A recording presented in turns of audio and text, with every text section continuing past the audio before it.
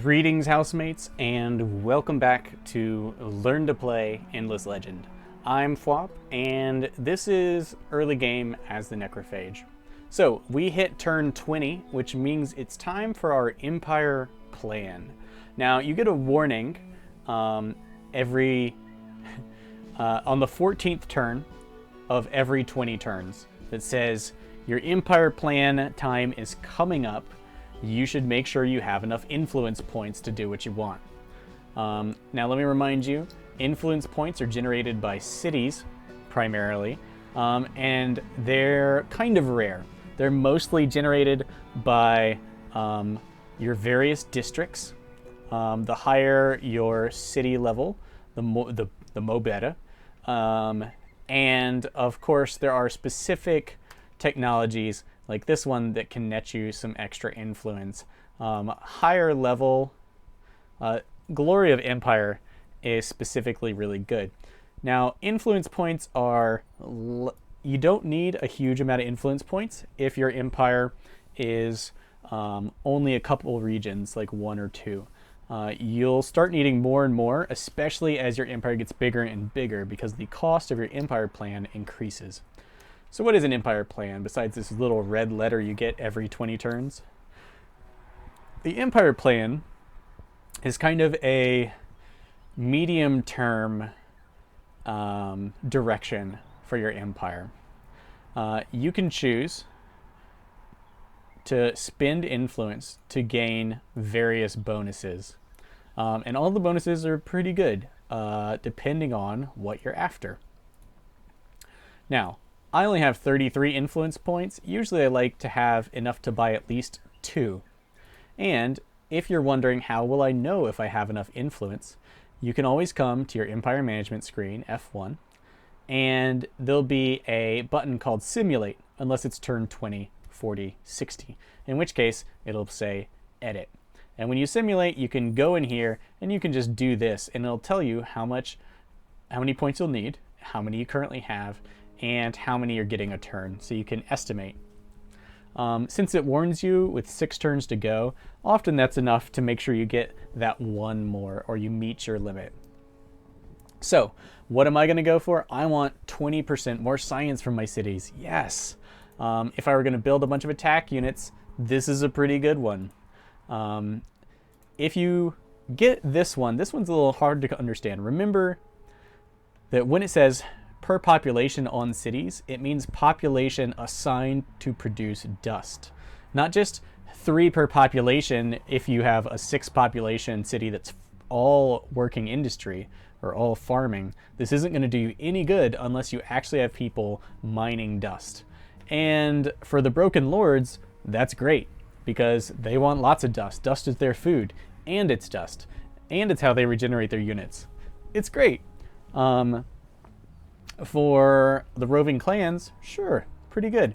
For lots of us, no, not so hot. Science is fantastic.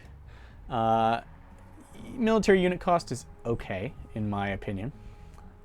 It's depending. And +2 vision, also, it can be quite good. But not,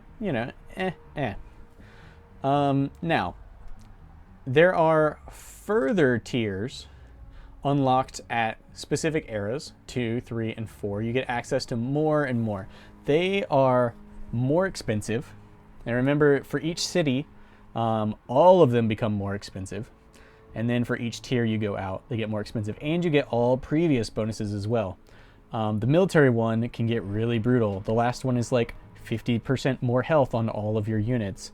One of them is 50% reduced upkeep for your whole military.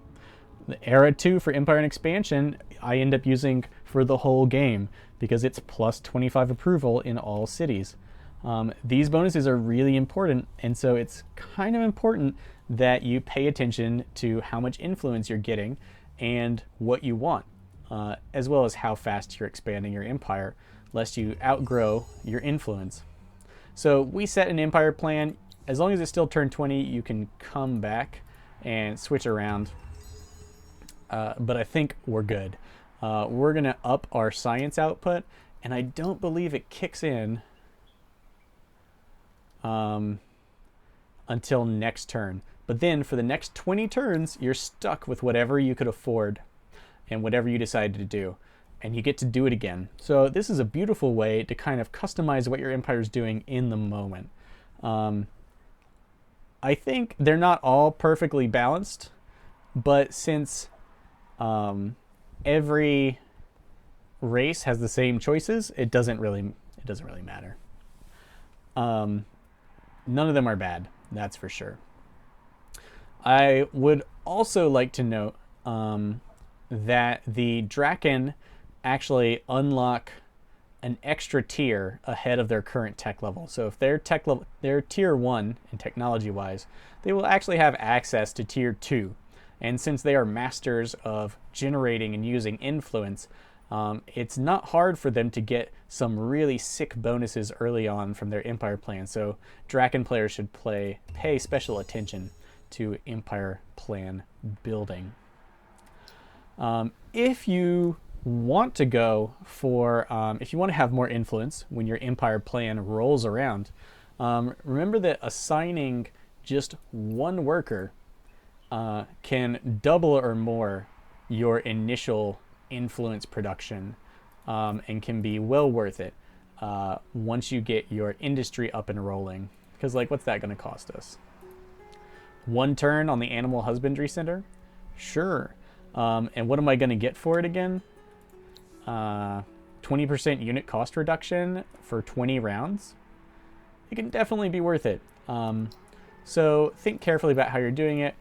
For me, right now, necrophages need killing stuff. And by killing stuff, I mean a bank. Because nothing kills more people than banks. So, that was a quick look at our first empire plan, what it means, how to power it, and how it will advance in the future. So thanks for watching. Thumbs up the video, subscribe. I'll see you next time. Until then, it's all downhill from here.